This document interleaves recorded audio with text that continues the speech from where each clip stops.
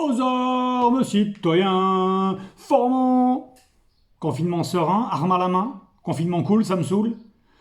Bon, vous avez tous vu ces Américains là devant les armureries expliquer sans problème qu'ils s'arment car ils ont peur de ce qu'il va se passer s'ils n'ont plus de nourriture. Ah ouais? Et si c'est toi qui n'as plus de nourriture, tu te fais tirer dessus? Comment ça, c'est pas la question? Donc la première idée qui te vient, c'est la peur. La peur que l'on te vole, t'agresse.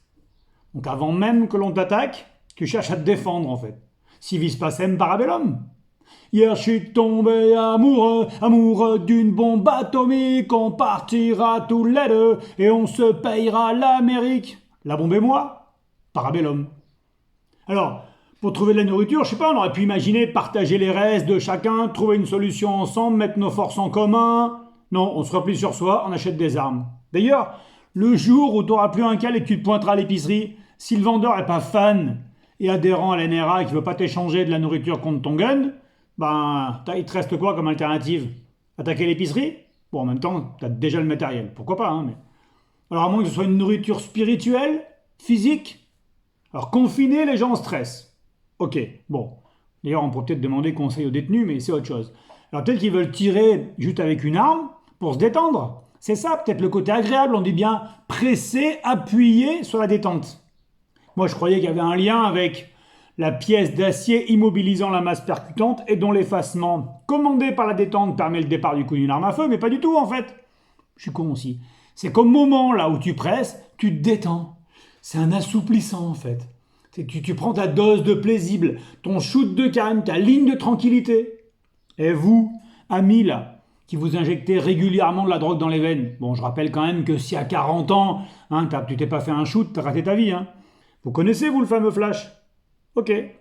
Donc en parlant d'ailleurs de bonnes substances, le haïku de la semaine dans le milieu hospitalier, tant sollicité et mis à l'honneur à juste titre en ce moment, peut-on appeler une douce mort sans douleur une morphine?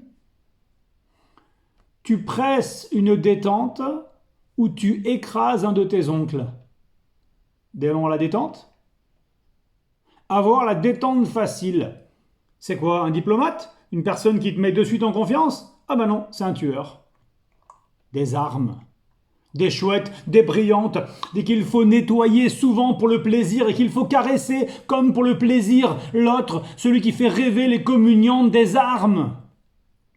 Des armes au secret des jours, sous l'herbe, dans le ciel et puis dans l'écriture, des qui vous font rêver très tard dans les lectures et qui mettent la poésie dans les discours des armes. Des armes!